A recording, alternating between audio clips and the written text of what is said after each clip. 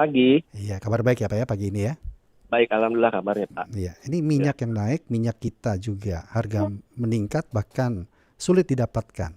Dan faktor yang kami ketahui dikatakan dikarenakan yaitu bahan plastik yang mengalami kenaikan sehingga stok minyak ada tetapi kemasannya ini bermasalah. Tapi secara ya. sederhana kalau dari kajian Indef sendiri, faktor utama yang membuat harga minyak goreng kembali bergejolak ini apa? Baik, Pak Rudi. Terima kasih Pak Ya, sebelumnya Pak. Jadi memang kalau misalkan kita lihat ya dari kondisi yang terjadi saat ini, kenaikan harga minyak goreng ini memang dipengaruhi oleh berbagai faktor sebetulnya yang saling oke. berkaitan. Faktor utamanya memang tetap berasal dari harga bahan baku yaitu crude palm oil ya atau CPO. CPO, Mhm, betul yang masih tinggi sebetulnya ini Pak di pasar global. mhm. Sementara itu memang hal ini juga ada kaitannya dengan kenaikan harga nafta ya hingga 50% sejak konflik Timur Tengah yang juga mendorong kenaikan biaya plastik kemasan gitu ya. Nafta Mhm, ini kan mhm. memang sebagai salah satu bahan baku untuk produksi plastik ya. Namun memang dampaknya terhadap harga minyak goreng di konsumen ini itu masih relatif terbatas karena memang porsinya dalam struktur biaya tidak sebesar bahan baku utama gitu ya. Jadi Mhm. kenaikan nafta ini sebetulnya masih terlalu cukup terbatas, tapi tetap faktor utamanya itu memang masih didorong oleh kenaikan harga bahan baku yaitu CPO. Oke. Nah, dari sisi permintaan sebetulnya Pak, konsumen saat ini memang cukup sensitif terhadap harga ya saat Ya, ini ya. ya. Yang mana memang kenaikan sekecil apapun gitu ya harga dalam hal ini itu bisa langsung mempengaruhi keputusan pembelian. Jadi mulai terlihat sebetulnya ini dari adanya pergeseran konsumsi ke produk yang lebih terjangkau gitu ya seperti minyak kita gitu ya. Mhm, Karena mhm. selisih harga yang memang cukup lebar ini dengan minyak-minyak yang yang minyak premium gitu ya. Jadi masyarakat sebetulnya cenderung memilih opsi yang lebih ekonomis. Nah, makanya saat ini itu juga menjadi salah satu faktor yang mana keterbatasan pasokan minyak kita di lapangan ini juga memperkuat dari tekanan harga itu sendiri. Nah, Oke. ketika produk ini sudah sulit ditemukan gitu ya, masyarakat tentu semakin terbatas untuk Ya, beralih ya. gitu ya untuk konsumsi minyak yang lain ya, misalkan ke minyak-minyak komersial gitu ya. Jadi permintaan yang meningkat dan harga juga ikut terdorong naik gitu ya. Nah, Hmm. memang untuk saat ini harga minyak goreng premium itu juga masih ada potensi mengalami kenaikan juga gitu ya, tapi Ya. secara moderat dan bertahap kami melihatnya gitu ya. Selama harga CPO dan tekanan Nah, dari biaya kemasan masih tinggi, ya. jadi tren kenaikan itu masih ada kemungkinan untuk tetap ada gitu ya. Namun Oke. memang intervensi pemerintah harapannya memang cukup kuat ya. Jadi kenaikan tersebut mungkin harapannya bisa dikendalikan dan Ya, tidak terlalu memberatkan masyarakat gitu, ya. Pak. Saya ingin konfirmasi lagi. Jadi sebenarnya Mm, kalau dari sisi faktor bahan atau bahan kemasan tadi atau plastik tadi mm. dibandingkan dengan sentimen dari kenaikan atau harga CPO yang tinggi, lebih besar mana faktornya? Lebih besar untuk bahan baku utama, Pak, CPO. CPO. Oke. Betul. Artinya begini, Pak. CPO naik kan harga pasaran global. Apakah yang Anda maksud itu adalah ketersediaan dalam negeri dialihkan ke luar negeri? Nah, Karena mengambil untung di sana. Bagaimana? memang untuk saat ini pemerintah sudah mulai juga menerapkan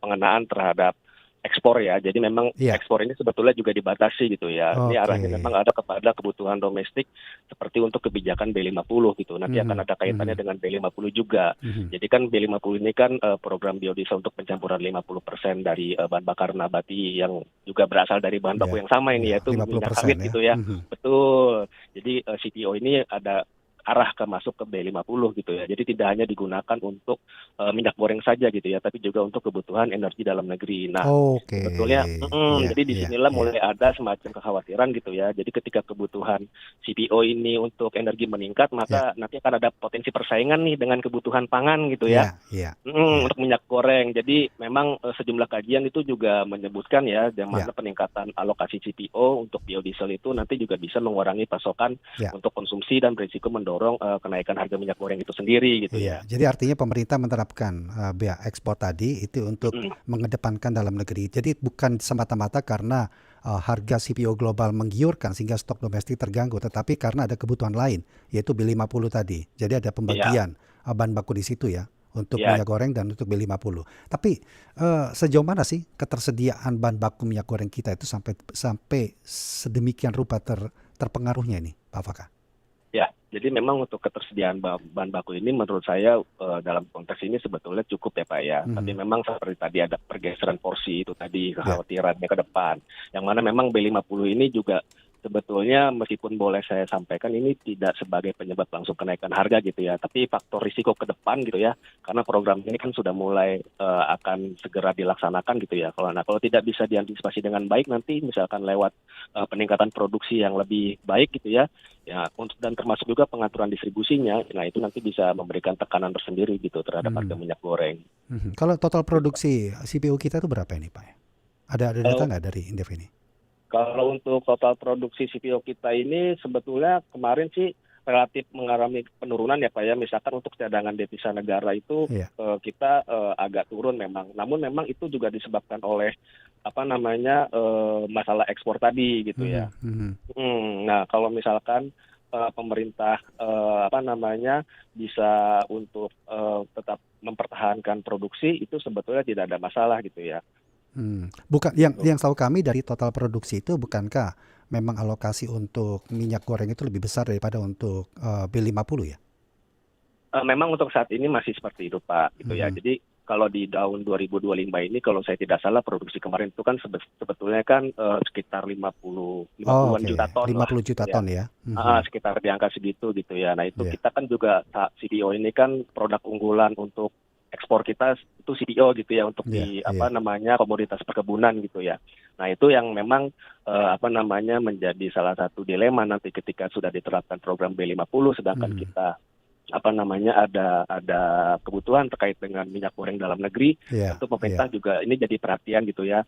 Bagaimana bisa mengatur produksi ini tidak membebankan kebutuhan masyarakat dalam negeri terhadap minyak goreng gitu ya, agar harga tidak meningkat tapi juga tetap menjaga bagaimana untuk menjaga cadangan devisa kita itu juga tidak terus menurun gitu ya. Sejak tahun 2002 itu cadangan devisa kita terkait sawit itu sebetulnya menurun gitu ya. Oke. Betul. Belum lagi ada DMO kan, artinya itu kan sebagai suatu jaminan untuk kebutuhan dalam negeri dalam sektor pangan termasuk minyak goreng di dalamnya nih.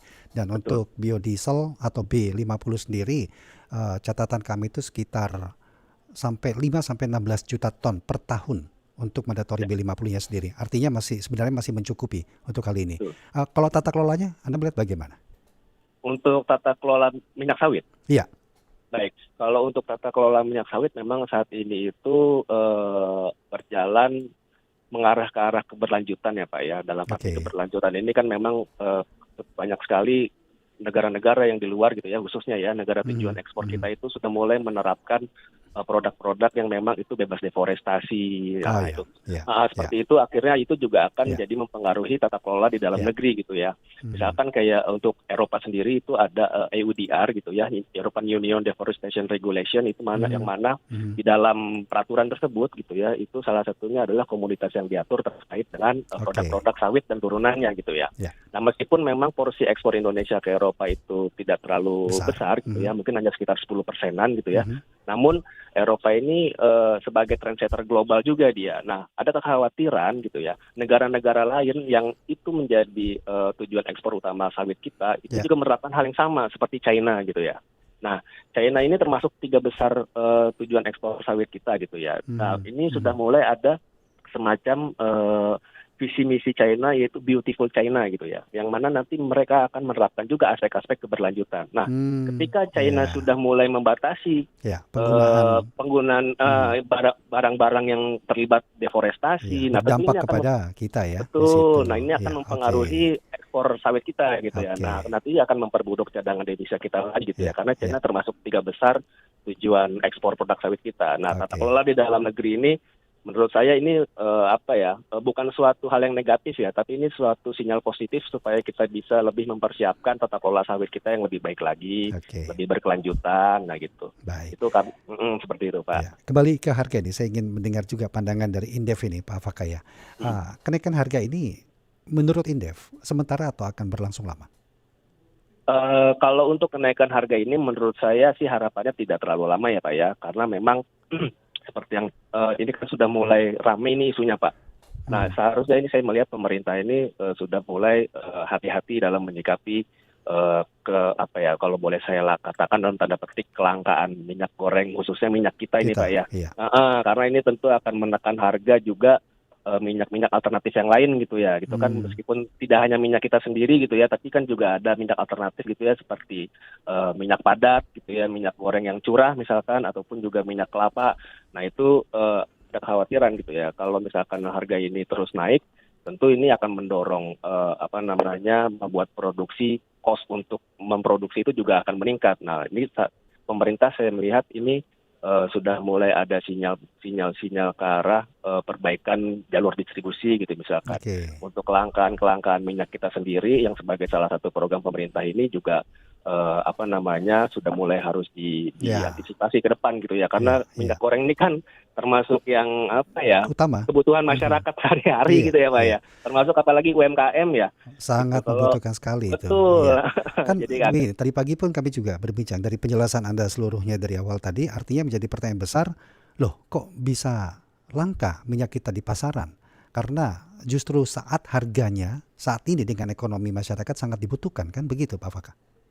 betul. Karena memang daya beli masyarakat juga saat ini tidak Terdampak sedang ya. baik-baik saja juga ya Iya. gitu. Jadi ketika ada gejolak salah satu faktor produksi utama, Iya. ya anggaplah untuk kebutuhan hidup sehari-hari dulu Pak gitu ya. Kita Mhm, tidak bicara mhm. tentang usaha gitu ya. Iya. Nah ketika itu sudah ada tekanan harga yang meningkat gitu ya, tentu Oke. ini kan akan mempengaruhi dapur rumah tangga gitu ya. Iya. Jadi Iya. sedangkan untuk penghasilan di angka relatif yang sama gitu ya, Iya. sedangkan ada Pengeluaran. pengeluaran relatif meningkat gitu ya. Iya, Nah, ini kan iya. menekan dapur Daya rumah beli. tangga gitu Iya, ya. iya. Daya beli Apa betul. dampak jangka panjangnya bagi ekonomi rumah tangga tadi kalau memang harga minyak goreng ternyata masih berlangsung atau masih bertahan di atas atau di sekitar ya harga yang sebelumnya, bahkan ditemui sampai 20-25 ribu saat ini. Gimana ini? Ya, baik. Dampaknya mungkin ke rumah tangga tentu akan ada tekanan yang signifikan gitu ya. Yang mana pasti juga rumah tangga akan semakin Hmm. dalam memprioritaskan kebutuhan-kebutuhan yang memang benar-benar menjadi kebutuhan utama gitu ya. Misalkan tadi biasa jalan-jalan gitu ya, ketika akhir pekan akhirnya tidak harus jalan-jalan gitu ya. Iya. Nah, ketika tidak jalan-jalan ini kan juga pergerakan roda perekonomian juga Tidak tidak berhenti, berjalan tetap berjalan. sebagaimana Iya. betul, sebagaimana seharusnya gitu ya, Iya. karena tidak ada belanja gitu ya. Nah, ketika masyarakat tidak belanja juga kan nanti UMKM tidak ada Iya, pemasukan kayak iya. gitu. Tidak jalan-jalan tuh, itu baru dampak tidak jalan-jalan doang, akhirnya dialihkan ya sudah kita bayar gitu ya untuk kebutuhan dapur gitu ya sebagai Hmm. yang utama, mengorbankan jalan-jalan gitu ya.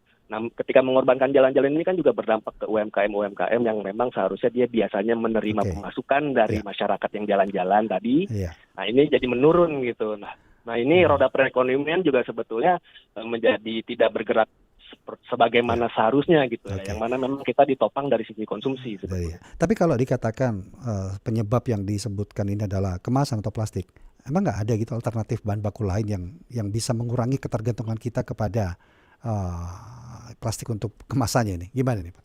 Ya, memang baik Pak. Jadi kalau untuk alternatif plastik itu sendiri gitu ya, ya sebetulnya ada gitu ya Pak ya. Hmm. Cuman memang dirasa yang paling efektif itu memang saat ini masih plastik gitu ya.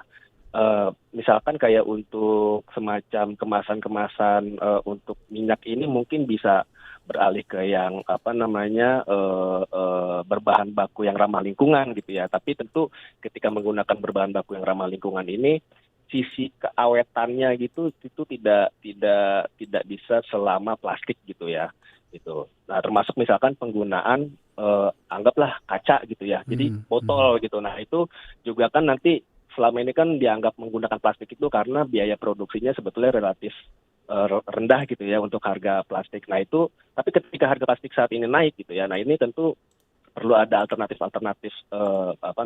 pengganti plastik itu sendiri gitu ya, ketika bisa menggunakan yang memang kaca atau misalkan stainless atau misalkan memang itu Oke. berbahan baku Ya. yang ramah lingkungan gitu Ya. ya. Terakhir Pak Faka, jadi menurut Anda apa langkah yang paling mendesak yang harus diambil pemerintah agar harga kembali stabil? Paling tidak Eh, dalam 1 minggu ini. Dalam 1 minggu ini yang Mhm. pertama itu memang harus memperhatikan stok ini harus benar-benar dihitung secara kalkulasi ya Pak. Stok ini sebetulnya memang ada atau memang tidak ada gitu ya. Nah, Oke. ketika ketika stok ini memang ada gitu ya, itu jalur distribusinya yang benar-benar harus diperhatikan. Karena kan memang saat ini itu kan harga minyak kita sendiri itu di tiap daerah ini kan relatif berbeda ya Pak ya. Iya, iya. Gitu. Nah, ketika Logistiknya itu jalur berbeda di situ. betul, Iya. ketika jalur distribusi logistik ini terhambat gitu ya atau memakan kos yang besar gitu ya, tentu itu nanti harga minyak kita sendiri itu di wilayah yang terkendala dengan jalur logistik tentu akan lebih tinggi gitu ya. Nah, itu juga harus diperhatikan gitu ya ketika jalur distribusi logistik ini menjadi hal yang penting sekali gitu ya untuk pemerintah. Nah, ini benar-benar harus diperhatikan agar pemerintah bisa meyakinkan kepada masyarakat ya. Diperhatikan atau mungkin diprioritaskan penggunaannya, mana yang lebih diutamakan? Diprioritaskan untuk perbaikan jalur distribusi itu juga termasuk salah satu hal yang penting gitu ya. Termasuk juga bekerja sama Pak dengan para aparat penegak hukum di daerah gitu ya.